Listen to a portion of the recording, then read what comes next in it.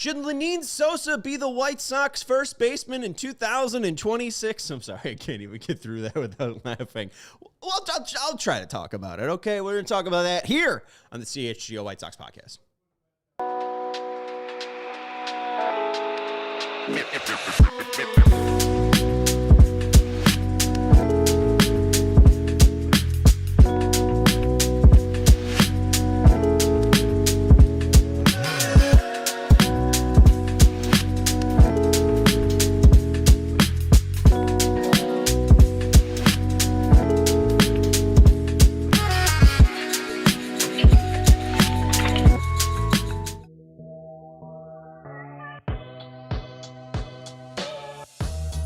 Welcome into the CHGO White Sox podcast, presented to you by Bet365. Whatever the moment, it's never ordinary with our friends over at Bet365. Sign up using code CHGO365. Welcome into Studio B of our CHGO offices here in the West Loop of Chicago. I'm your host, Sean Anderson. Alongside me, Joey Christopoulos. Oh, what's up, Sean? Oh, nothing much. This show was supposed to be at 5:30. Then it was moved to 4. And now it's happening at 6:15 when it was originally, I guess not even originally, thirdly scheduled for 6:30. So this is the fourth show time. You can't catch this show. It's a wiggler. It's a wiggler. It's kind of one of those those frisky ones. You know, it's all of a sudden Andrew Vaughn playing first base. You can't catch him. We're the Fleetfoot Andrew Vaughn. Oh, this is two brains good start. Talking through one. All right, we have a good show for you today, hopefully, because I planned it. We're going to talk about Lenyn Sosa. There was a good Spotify comment. Not a lot of them. There was one good Spotify comment that I thought was conductive to this conversation. So we'll talk about Josh Bell, who I added to my offseason project plan on Monday. You can go check out that episode if you're interested in the 2 free agents I added. One's a batter, one's a pitcher. So we'll talk about Josh Bell versus Lenyn Sosa. Do we want to spend $8 million of a very small budget on a first baseman when there might be one in-house? We'll talk about it. We will talk about a very cool stat that I found and that someone shared. I think it's very interesting to see where the White Sox rank and who they rank. So we'll look at Malcolm Newell's stat that shows off the White Sox being good. And then finally, we'll do a Sporkle quiz. I think we have a pretty good Sporkle quiz. It's players to hit home runs in consecutive games. And we're going to give a shout out to Ted Sox 31, who on Sporkle puts together the top White Sox quizzes. So we have 30 people who have hit consecutive or have hit homers in consecutive games, at least 4 homers or 4 games with a consecutive homer. I'm really butchering the quiz, but it's White Sox players with home runs in consecutive games who has hit a homer in at least 4 games in a row for the Sox. We have players from 2012 all the way to 1953. We'll do that at the end of the show. Any guesses, Joey?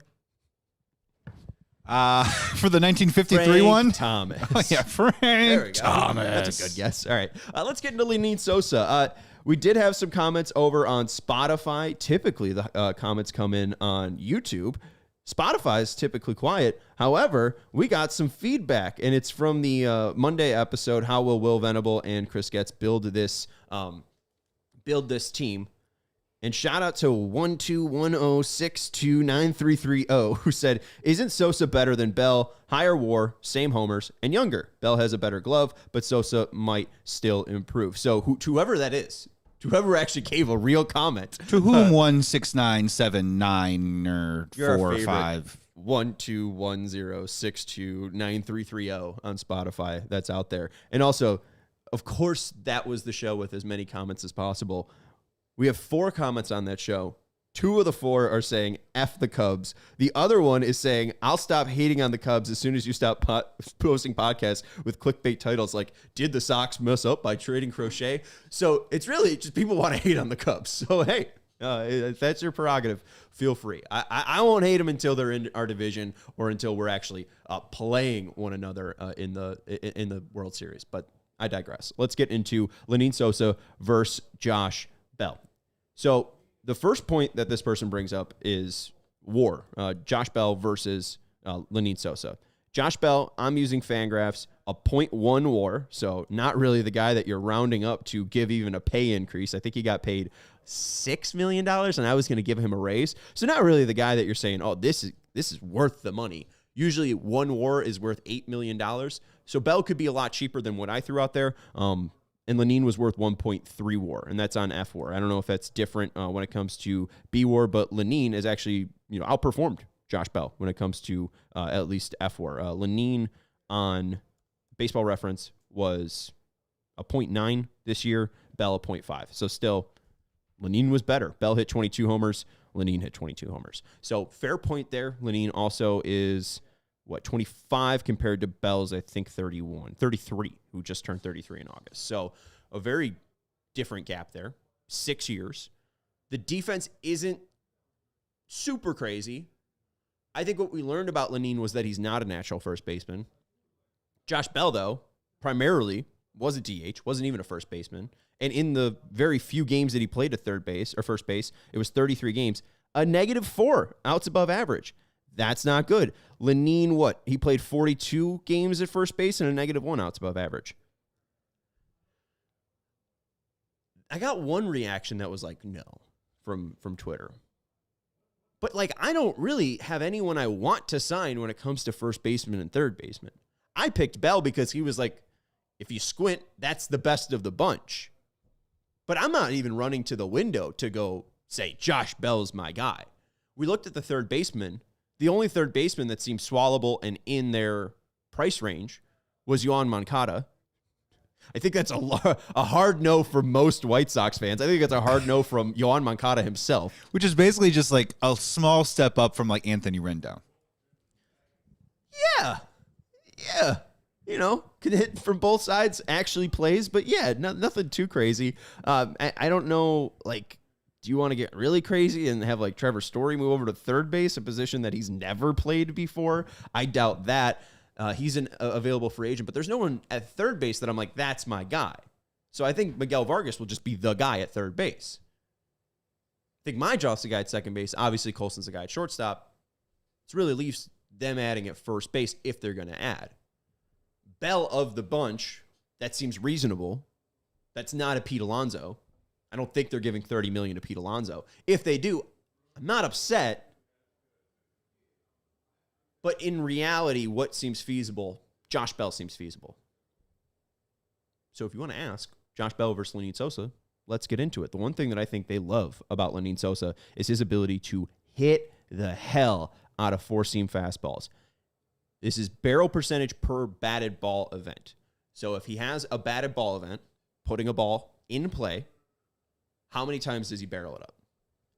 On four-seam fastballs, 658 pitches. Lenyn Sosa barreled up a fastball. How much percent, Joey? 14? 18.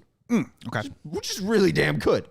Very, very surprising that he's up higher than I thought, but I thought it'd be decent, but that's better than I thought. It's a very, very, very good number. I'm very, very happy about that number. When you look at Josh Bell's number for performance against fastball, and part of what I liked about Josh Bell was he has never pulled the ball more in the air, and his bat speed increased by 3 miles per hour. It seems like that 6'4" frame is going to easily create higher bat speeds than Lenyn Sosa's smaller 5'11" speed. And I typed in the wrong Josh Bell, so please, some guy, Josh Bell, who played for the Arizona Diamondbacks. Let's get the one that played for the Nationals, huh? That's better. Josh Bell, barrel per batted ball event, 17.2%, which is still very good. And he has a little less of a whiff rate, 16.8% compared to Lenyn's 21%, but both pretty good against the fastball. Lenyn's also very good against cutters, and he's very good against sweepers. So I think that Lenyn could talk himself into that conversation. I think he's already there.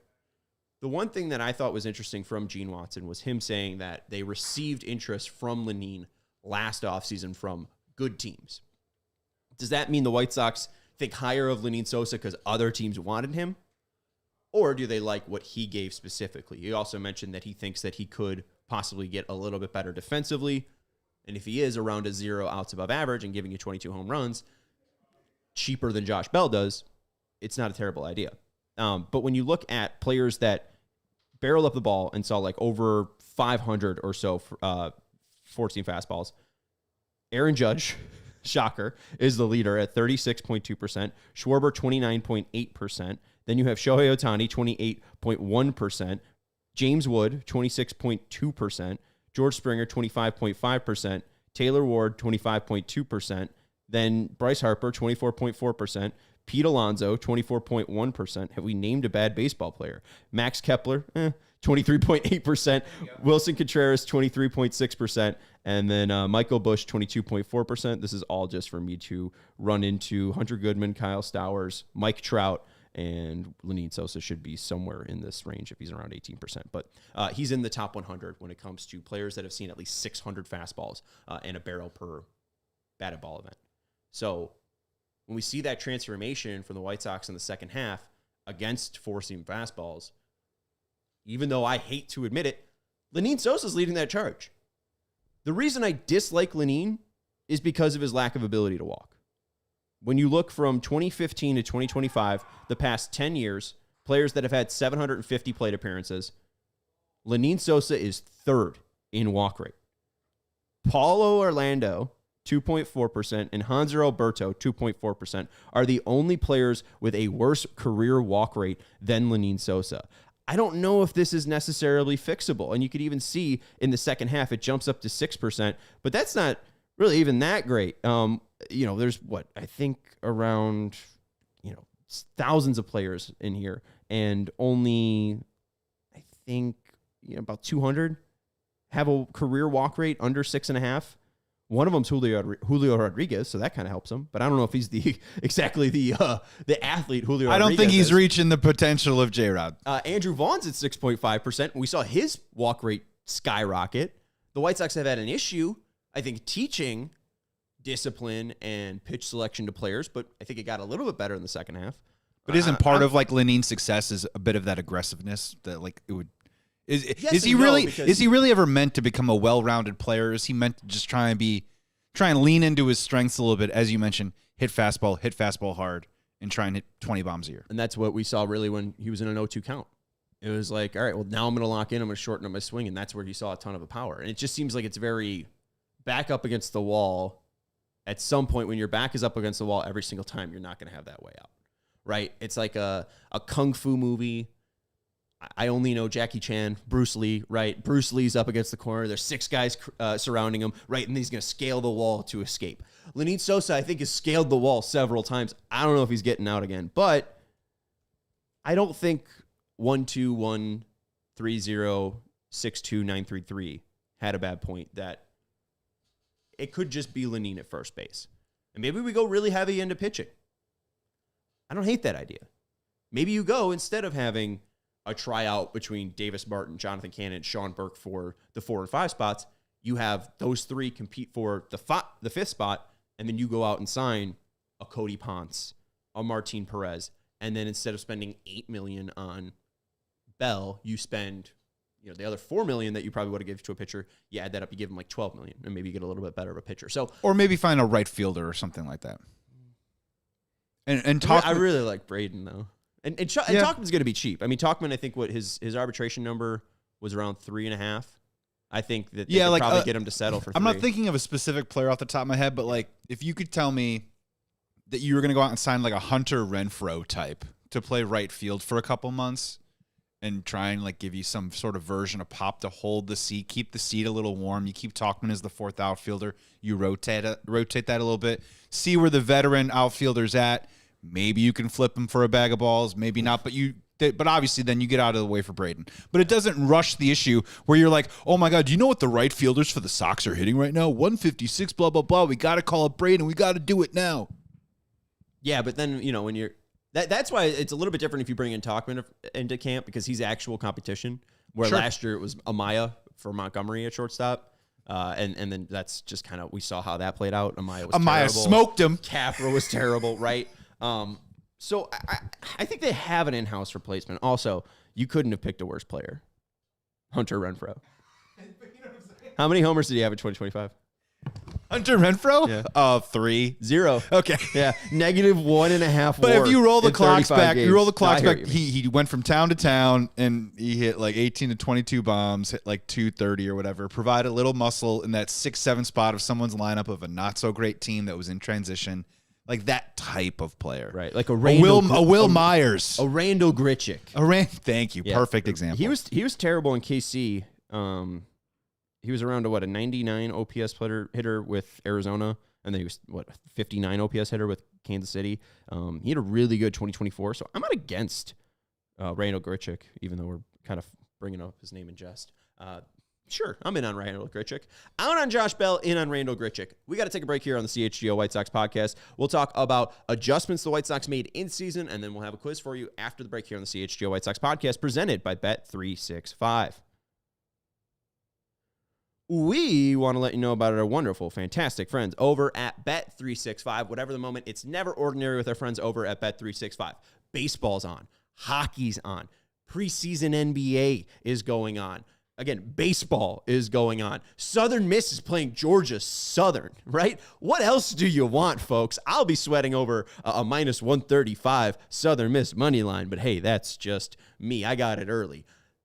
Bet365 is the place to be betting football all year round. You're a winner if your team goes up 17 points with an instant payout on straight bets and parlay selections. On Thursday Night Football, you get a $10 safety net bet, same game parlay. So double your winnings on parlays with Bet365's 100% parlay boost. They also have boosts on Sunday night and Monday night. So check out the way to bet football, Bet365. You're a winner no matter what. You can bet $5 now for new customers. Whether that bet wins or loses, you get $200 in bonus bets to bet on spreads, totals, player props, futures, and more. Again, whatever the moment, it's never ordinary with our friends over at Bet365. Must be 21 plus. If you or someone who has a gambling problem, crisis counseling and referral services can be accessed by calling 1-800-GAMBLER in-app only. We also want to let you know about our friends over at RC Cola, and this is the worst time to have a pop ad because I am so thirsty. This is exactly who needs to be advertised to is the person that's dying of thirst, and it happens to be me right now. And we ran out of cherry RC and regular RC today. I don't think we did. I think it's on the other side. It's not on the other side. We looked. We ran out. We love I RC Cola so there was much. some over there. Okay. We need more reserves is what I'm saying. It's the best. I literally need RC. It is so good. It's the original cola that doesn't fold under pressure. RC Cola is an OG cola in a world of spineless soft drinks. No trends, no gimmicks, no glow up. RC hasn't changed since 1905 because it didn't need to. RC Cola is not a soft drink, just damn good cola. The best cola out there. Do yourself a favor. Get yourself some RC at your local store. RC is the move for whatever you're doing and whenever you're dying of thirst. Shout out to RC, a truly, truly fantastic pop out there. If you do have any thoughts, whether you want to let us know in the YouTube comments or Spotify comments, this show is always meant to be a conversation. I don't need to talk for 45 minutes. And if you have thoughts on the White Sox that you want me to convey and debate, I'm all ears and all for you. So, Sean, I got this like rash on my back. Oh, wait, you just said White Sox stuff only. I thought you said we could talk about anything. Yeah, we could talk about anything. I mean, it's really, I'll show you later. Have you been scratching it? Brother, have you been scratching? All right. We'll talk about that off air. Yeah, off air business. I just more want to address really quick another Spotify comment that says, hey, you got clickbait in your headline.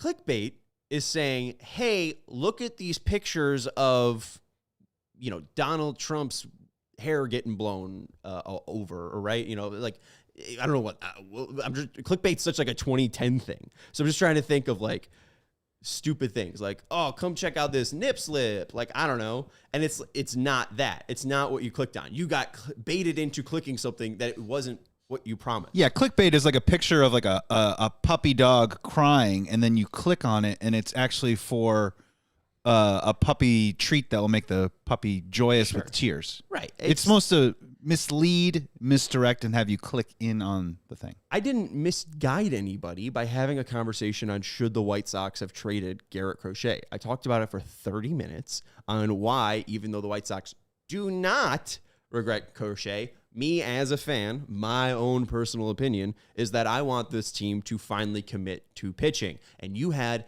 a 25-year-old in-house player that you drafted and developed and probably could have gotten to sign cheaper for the Red Sox deal if you actually had those conversations and the willingness to give good players money. And again, the return isn't even the issue. I'm happy with Teal. I'm happy with Montgomery. I'm happy with Mydroth. Happy with Gonzalez. It's more just I was also happy with Crochet. And I would have been happy to buy a jersey of Garrett Crochet so I could watch him pitch for like 10 years. You know what else does make it clickbait? The fact that the people that were traded in the Garrett Crochet trade are on the team now. They're on the major league roster. There's a point probably on the 2026 season when every single person traded in the Garrett Crochet trade will be on the major league roster. And we will always reference and look at. I mean, Winkleman. We'll see. Yeah, we'll see. No. I was thinking. I was like, didn't that already happen? But no, Montgomery hasn't come up. No, Montgomery will come up, but I'm saying all of them yeah. on the same time, like they're all up on the team. So you're always going gonna be a relief pitcher. I think that he's got stuff. Yeah. So guess what? This is what we do in sports. We reference where did that player come from? Where did he come from? He came from the Garrett Crochet trade. And it's starting to look like, at the very least, you're always going to want Garrett Crochet around. You're always going to be looking for another Garrett Crochet. But when you make a trade like that, you want the return to be worth it. As of right now, it's at least in a position that we can watch and see and assess and analyze that trade might be worth it. Yeah, right. 1.9, Joe, you're my math guy. 1.9 plus 1.2. 3.1. 3.1, and then 0.2. 3.3. 3.3. All right, so they got 3.3 WAR from 3 players, where Garrett Crochet got 6.3 WAR by himself. You know, again, like, yeah. and maybe Montgomery is that other 3.3 WAR to put them over the top, and you're getting 4 players giving you that. But Crochet's a complete game changer, and that's why the Red Sox went 18-5 and went to the postseason, was because every 5 days they had a horse just dominating for them. What's up, Ellie, in the chat? If you have any thoughts, let us know. Hit that thumbs up button. Make sure you're subscribing to the CHGO Sports YouTube channel. All right, we have some fun stuff to get to. The White Sox actually made changes, not during the year, but they actually had a scouting report and plan, an ability to say, hey, this guy does something off the difference or off out of the ordinary. How do we approach it? How do we attack him? That's where we go to vertical approach angle and how the White Sox tilted their bat to adjust to vertical approach angle. This is from former data analyst over at UI Baseball and then of Iowa College as well, currently studying, Malcolm Newell. Malcolm had this fantastic graph that shows the expected run value of pitch level tilt compared to the expected run value using average tilt. And there is a dotted line going diagonally that shows you the median, right? If a team is at the middle of, good or bad, right, just down the line. If you are left of the line in the upper left, you are making good adjustments. If you are below the line to the right, you make bad adjustments. You could see that the Yankees made bad adjustments. One of the worst pitchers at making this adjustment, Aaron Judge. So is it necessarily an important stat? I'm unsure. However, Aaron Judge doesn't really need to do a lot. We saw him get totally abused is the wrong word, but just kind of totally played in last year's postseason where he just didn't show up at all. And that was because they were throwing fastballs high, sliders low. They weren't having to, he can't make the adjustments, right? So they're pitching it where it isn't. So the important part of this is you see the White Sox in the good adjustments. That's all that matters. The White Sox are above the line. The Cardinals are above the line. The Braves are above the line. The Diamondbacks are above the line. The Brewers, the Cubs are above the line. The Mariners are above the line. The Dodgers are above the line. The Guardians are above the line. And the Giants are above the line. 5 playoff teams this year. Diamondbacks playoff team last year. Braves playoff team last year. And the only other teams that are kind of close in that White Sox and Cardinals range are the Tigers. It's not a bad cluster. That's a really good class. And what at least shows me is Cleveland's a smart team. Milwaukee's a smart team. San Francisco's a smart team. Seattle's a smart team. The Cubs, smart team. Dodgers, smart and rich as hell.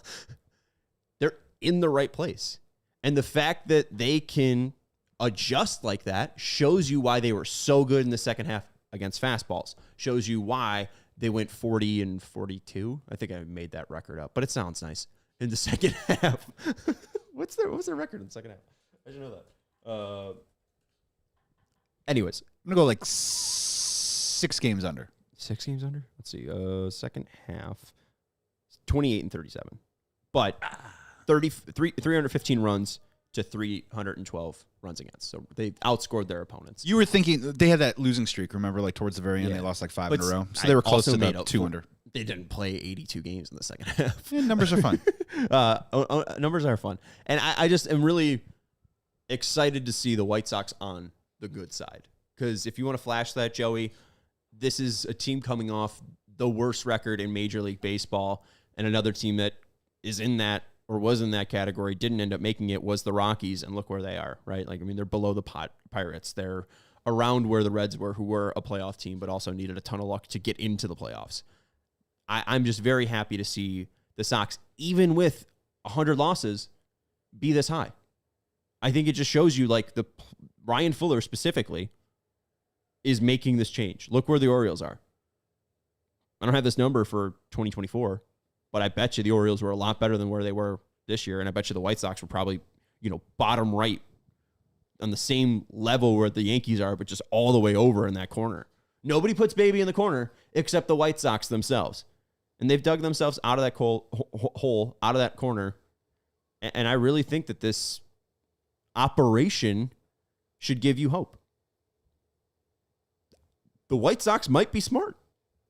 Might be. Could be. But might be. It is. It might be. I don't even know if we want to say it is, but it might be. Stretch. And the more the talent gets better, the more they hopefully spend on the team.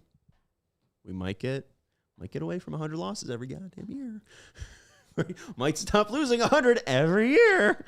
We might actually win some games sometime.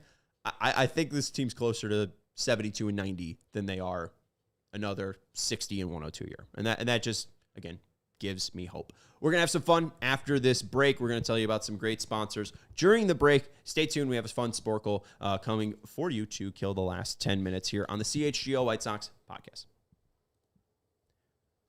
We want to let you know about our fantastic friends over at Ray CDJR, Ray Chrysler Dodge Jeep, and Ram is where you can get your chance to score a great deal at the Drive into Fall event. Head to Ray CDJR on Route 12 today to choose from their huge inventory of new Chrysler, Dodge, Jeep, and Ram vehicles. Right now, get 0% financing for 72 months available on new models. Plus, shop over 125 vehicles priced under $20,000 with a friendly team of brand experts. The team at Ray CDJR is here to help you during each step of your car shopping journey. With Ray's Price Promise, you can shop confidently with no add-ons or hidden fees ever. It's simple.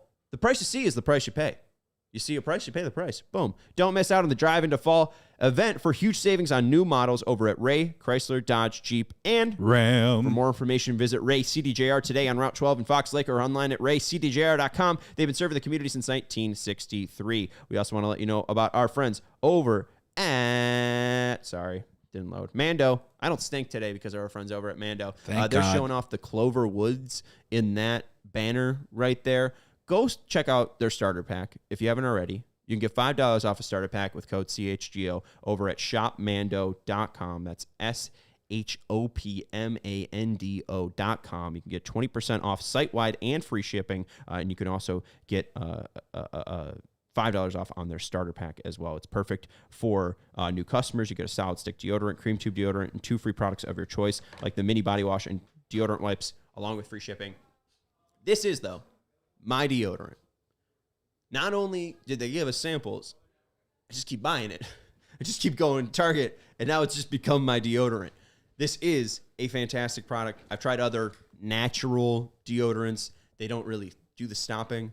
For 12 hours, I can put this on and know that I won't need a shower before or after. After.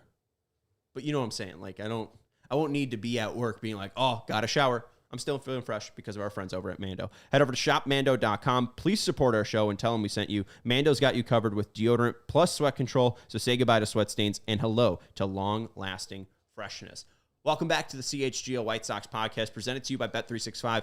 Whatever the moment, it's never ordinary with our friends over at Bet365. We got Tud hanging out with us. Ishbia says Ishbia will take over at the minimum, so I don't rule that out. Ellie, I see that we have a better future than the Cubs in the next 4 years. A new owner has money, and the Cubs owner is really cheap.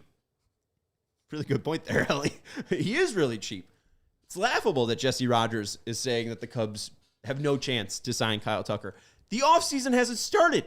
They don't know the other offers. What if no one wants to sign him? You won't even sign him for like $300 million? The Cubs owner is really cheap. You're absolutely right about that. Ishbia could possibly, I don't want to say flip the city, but if you have a owner that loves the team, that can truly spread throughout the city. If you have an owner that embraces the team, embraces the fandom, You could see him behind home plate. I think that could be extremely positive for this current environment of sports. Although Steve Ballmer's in hot water with the Kawhi planting trees situation, I think that if you ask Clipper fans, they love Steve Ballmer. They love his competitiveness. They love his seemingly match of love for the Clippers that they have. You see Steve Ballmer buying out sections at the Denver Stadium so that the Clippers fans have their own section to cheer for. That is where sports owners need to be going.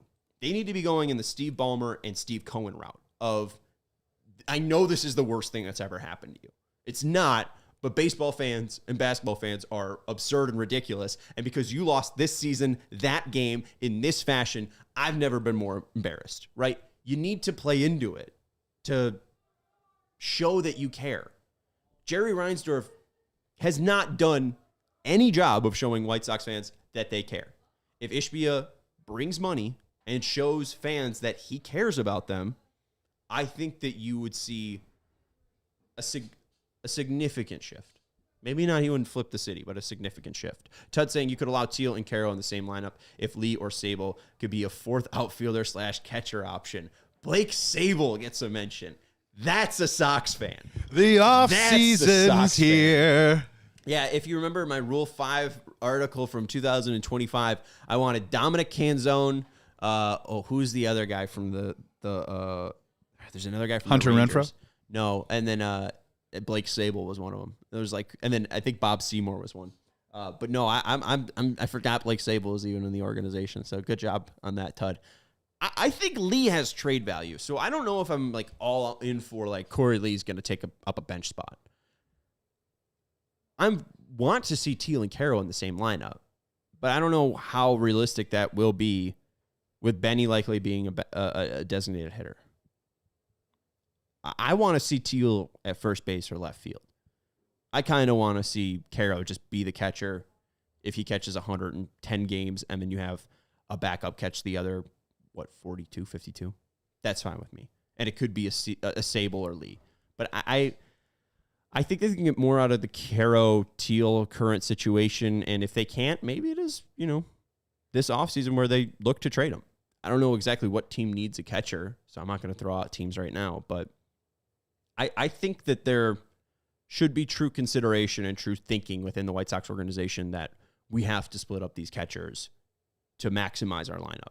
Because if Teal or Carroll are just sitting on the bench because you have Benintendi at DH, Lenyn Sosa at first base, and then, Mike Tauchman in left field, I'll be sick. I know these guys need days off, but also they're the youngest players in Major League Baseball. So I don't know. You really need, I think, Carroll and Teal in the same lineup if they're going to be on the 2026 White Sox. So whatever way that happens, Teal in left field, Teal at first base, Teal at DH, Carroll at DH, we'll have to see. Should we do a quiz, Joey? Hit that thumbs up button. Make sure you subscribe to the CHGO Sports YouTube channel. We appreciate you hanging out here with us. We got Bulls post game tonight as they have a preseason game. We have a Cubs watch along and a Cubs post game, and we have a Blackhawks post game. We already did the pregame show to that, so we have a huge day here at CHGO. Make sure you're subscribing. We are getting close to 90,000 subscribers. All we need now is Bears breaking news. Yes, and our studio will literally explode. Then we would need a fourth studio. But we're getting close to 90,000 subscribers. If you haven't subscribed yet, we would truly be appreciative. I have watched YouTube for way too long. I've been on it for the entire existence of the site. And I see those silver play buttons. I want a silver play button, right? I'm not the only one that wants it either. But if you want to tell a friend to tell a friend, if you have 10,000 friends, we'd love to get it to 100,000 before at the end of the year. You can help us by getting to 90. So here's the deal with the trivia, just really quick. Yeah. I'm just going to be honest with you. When we did it last time, you did a really cool thing with the circle in the corner. Yeah. While we did the trivia with your face. I don't know how to do that. All right, you want to switch? Yep. Yeah, you switch. You switch. So I could probably coach you through it, but you come talk over. We'll just flip. Yeah. All right. Yeah. All right, so Chinese fire drill here. Just doing the typical things that you do at Another work. thing about Yeah, Jerry you Reinsdorf. just didn't even do anything, Joey. What's that? You just didn't even do anything. I just click this thing over here. Just click this. Yeah, right. Oh, is the circle already there? Yeah, it just pops Wow, up I for just did that just to get you. some You screen just time. did that for What's you up, just everybody? really want to CHGO be on Sports. screen. Do you know that we're only 200 subscribers away from 80,000? Oh, now you're doing this? I know Sean wouldn't say it, but I would say it. That's for sure. Do we got it? Yeah, I think we got it. All right. So I'm gonna flip back, and now Joey's gonna take over the mic. Ladies and gentlemen, Sean Anderson for Sox Trivia. Off-season Sox Trivia, everybody. So we got 30 players that we have to name. These are players that hit home runs in 4 consecutive games for the Chicago White Sox. The years stretch from 2012 to 1953. This is over on Sporkle. Shout out to Ted Sox31 for creating this. We'll have 10 minutes to name the 30 White Sox players that have hit home runs in 4 consecutive games. Do you want help? Give you a little runway? Give you a little runway? Yeah, okay, let's see how many 100%. I can rattle off before. I got faith in you, though. I got no hope at all. Ready to roll? I am. Oh, and okay, so this does have some 2025ers on it. It is sorted by games that happened. So we have a couple that did it in 5 straight. We have a couple that did it in 4 straight. But yeah, what we have, I think about like 3 or no, that's 7 that did it in 5 straight. All right, you ready? Yep, let's rock and roll. So we'll start with the 5 straight. Let the games begin. The first player is 2012, 5 straight games at catcher. That's AJ Pierzynski. Pierre ZYN. Yeah, you got it. Yeah, there you go. Oh, and AJ pops up twice. AJ had one in 2005. He had 4 straight games. I love AJ. I love AJ. And he had one in 2012, 5 straight games. Well, there's one for 2025, 4 at shortstop. That's Colson Montgomery. I know who that is. The one there, 2023, 4 straight games in the outfield. He had 38 in the year, so I'll take Luis Robert Jr., and he does pop up. So then we have 2017, 4 at the DH position. Is it Todd Flav Frazier? It is not. Is it Jose Abreu? Is it Matt Davidson? I think that's actually going to be the answer. It's Matt Davidson. Gross. All right. So, Joe, help me out with that under the 2012 year. Is that 2011? Under the 2012. Yeah, 2011, 5 games at first base in 2011. I think it's pretty safe to say Paul Konerko, huh? I don't think I'm going to be too off my rocker. Oh, Paulie comes up a couple times. Paulie had 4. You want to hit the other big button really quick? You know he's got a couple on this list. 2011 for I'm just gonna knock off Konerko. 2011 for Konerko. 2010 for Konerko. You could just pre-type the guy. We're both thinking of the same guy. 2006 he also had it, and then 2003 Joey typed in the big hurt. What is that? Both 94? It looks like both in 94. So he had 2. Frank Thomas had 2 5-game stretches where he hit 5 home runs. He might have even more than 5 home runs, but he had 2 5-game stretches where he hit a home run. It was a very good year. That's absurd. He was really good at baseball. Sox should have won the World Surprisingly, Series. 2003, 5 games as an outfielder. It's either El Caballo or Mags. So we'll go with Carlos Lee first. Not Corey Lee. Corey Lee didn't play in 2003. Oh, and Maglio pops up. Mags had 4 in 2001. All right, so 1983, 5 games as an outfielder. Ron Kittle. Let's go with Kitty. And 1983, 5 as a DH. Is it Harold? Harold wouldn't have been the DH. Oh, Harold pops up in 83, but as an outfielder. Is it Greg Luzinski? I think it's... Did you spell it right? Greg Luzinski. I don't know if there's a D in it. Yeah, it's L-U... Get rid of that D. And there we go. Greg Luzinski. All right, my bad. All right. Oh, you're all good. All right, so we have 16 of the 30, 7 minutes and 40 seconds left. I'm feeling pretty good. We got over half the names. 2013, 4 games as an outfielder. Can we try the Milkman? I think that might be a little bit too early. I think he was 2015, but Milky Cabrera. It's not Milky. 2013 outfielders. JD's not around, but try Jermaine Dye just for the hell of it. Okay. 2013 Oh, Adam Dunn? I think Dunn's technically an outfielder, not Adam Funn. I wish he was It's not even Adam Dunn. All right, well, we'll get off that. 2008 4 outfielder. That's Carlos Quinten. QUI. It's not E. It's QUINTEN. TEN. T. Yeah, there you go. Oh, no, it's not. Okay, I don't know how to spell Carlos Quint. Carlos Quint. QUENTIN. No, QUE. This is great. That's what I had. It ain't him. It's not Carlos Quinton? It ain't him, man. That sounds wrong. Okay. I mean, I just have to trust our guy. Nick Swisher, one of them. They list 2008. So, yeah, Nick Swisher, 2008, for an outfield. That's nasty. I had a Nick Swisher jersey. It was the Good 83 Hitman one, too. 83. 06, 4. Oh, it's Jim Tomey. What? How do we not get that one? That was easy. 2006. In the DH for 2006. It's Jim Tomey. The 2013 for an outfielder is going to bug me, but we'll have to move on because I don't know who that is. It Deaza?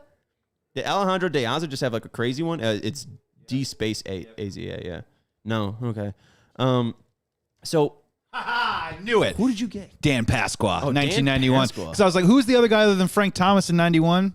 Yeah. Old glasses himself, Dan So Pasqua. what's the year before Pasqua in between mags? Is it 98? 98. I thought that was going to be like Danny Tartable or Bell. Ellis Burks. No, it's Albert Bell. Yeah, Albert Bell has to There be you on go. this list. Albert Bell had like 49 bombs that year, I think he had a month straight where he had a game with the home run numbers. he went nuts. There's some catchers on that in the 80s, so yeah, it's Carlton Fisk. Boom. That one's fairly easy. 1977, is that a catcher? Also a catcher. Oh, well, actually here, 73, 71, and 71. They're all 4 games at third base. I guess it's the 1971 MVP, Dick Allen. So, yeah. Oh, no, what? Is it Bill Melton then? It must be. Yeah, okay. Bill Melton. Bill Melton. I thought Melton would have been on it, but also, we're I mean, doing it. This 2013 is going to drive Allen us didn't give me nuts, one. dude. Yeah, we got 25 of the 30. We got under 5 minutes left. It's like 4:55, so we're doing pretty well on time. Mignoso is going to be that 53 one. Okay, you got it already. 1955, 4 games as a catcher. 1970, 4 games as a third baseman and shortstop. 1977, 4 games as a catcher. And then 2013, Alex Rios. Waiver claim by Joey Kenny with Williams. 4 outfield. Yeah, and Rios, I don't even think he was. Alex Rios was what? Brutal. What He a was picked up brutal in, waiver like, pickup. 2009. Brutal. Well, I mean, dude, He was awesome. they paid a lot of money for him. They thought he was going to be a superstar. They built He him up. was. He was fine. He Dude, got okay, hurt. so He they was picked him up- injured. They picked him up in 2009, and then he put up 7 WAR in 5 years in Chicago. I'll take that. 1.4 and a half season in 2013, and that's when he has that 4 straight games. 4.8 in did not 2012. live up to his 2011 was bad, negative 1.9, but then 2010, 3.3. We got 3 to go, man. I'm not gonna say no. 2 All of right. them are catchers. Do you have this in you? I have don't know 2 if I catchers. do. No. 1977 catcher? I don't know. 1977 and 1955 catcher. Yikes. Because those aren't even like good teams. Those aren't even like the 59 team. And they have to be obscure, right? Because we've kind of hit all the great home run hitters of the generation before us. So who am I thinking? Who am I missing though? There's got to be one guy from the 70s that's just like is not Rob Deere, not Lizinski, not Melton, not Kittle. I'm just doing Karkovice just because you never know. He could have been Yeah. playing back in 1971 with Maybe- that face. Maybe it was the mustache was different. Maybe he just had a different disguise. I think we might just be done. I think so, I think man. we're at 27 out of 30. I think we did really Anyone good. in the chat helping Got us 3 out? minutes No. left. No one's helping us out in the chat. Let's give up and let's learn these last 3 names because the 3 minutes of us just trying to figure out who this is will not be good. That was good, though. It We did was good. Well, yeah, hit give up there. Click on that and go under the time. Click give up. It'll give up. Tell us the names. Oh, wait, where? Under the time. Oh, I see. Sorry. Yeah, there you go. So the names were Jim Esiason, Jim Essien. Essien. Man, that's a name. Rich McKinney in 1970, and then Sherm Lawler. Okay, I knew Sherm, but I also Jim Essien, I've heard an uncle over like a Miller Genuine Draft say the word Jim Essien in a garage once. There you go. I should have had that. Yeah, Sherm was a part of the CHGO White Sox, so that's on me. I definitely should have remembered Sherm. Sherm, 25.6 WAR in 12 years with the Sox. In 59, 3.4 WAR in 55, 3.1 WAR. All-star from 54 to 60. So my bad to the old heads for missing Sherm Lawler. That's like the one I feel bad about. Who was the other one? Sherm Lawler, Jim Essien, Jim Essien. and of course Rich McKinney. How can you forget? Should we have Jim Essien alive? Should we have Jim Essien on the show?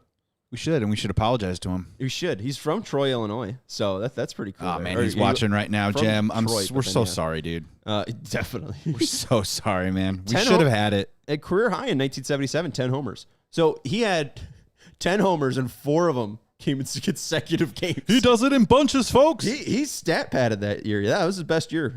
His one year where he had over 121, a 3.4 WAR. Nice job for Jim Essien. And the other one, Walker McKinnon. No, who is it? Rich McKinney. Rich McKinney. Rich McKinney. Rich McKinney. Rich McKinney, a former A as well. We're just learning some guys. Rich McKinney played Third base and shortstop. No, they don't even tell Games me. in He wasn't even like a 1970. Turn of the century. He played 2 years for the Sox. Wow. And one of them was that year he had 8 homers. All right. Or actually, that year he had 4. No way. So what's funny about this list, though, is it really isn't very obscure. Like, all these dudes were cogs in the middle of their lineup. It wasn't just some random, like Alejandro De Aza would have been random, right? Rich McKinney's random. Rich McKinney in 1970 had 4 homers. That's it. Rich McKinney hit all of his homers in 4 straight games. Oh, what a week. Rich McKinney against the Kansas City Royals on the first half of a doubleheader, homer. Second game of a doubleheader, homer. And then the next day, homer. And then they took a day off, and in the second half of a doubleheader against Milwaukee, homer. Can't be stopped. Rich McKinney, lightning on fire. He was the Hanser Alberto before, or not the Hanser Alberto. He was the Your Mean Mercedes before Your Mean Mercedes. All right, well, that's going to do the show. What a great way to end it. Shout out to Sherm Lawler, shout out to Rich McKinney, and shout out to Jim Essien. We'll see you next week on Tuesday's show. We'll have shows Tuesday, Wednesday, and Thursday next week. Bears on Monday night has pushed us to Tuesday, Thursday, Wednesday. We'll see you then. Hope you had a fun week. Hope we entertained you here on the CHGO White Sox podcast. This has been presented by Bet365. Whatever the moment, it's never ordinary with our friends over at Bet365. We will talk to you on Tuesday. Goodbye. We all silly like the mayor.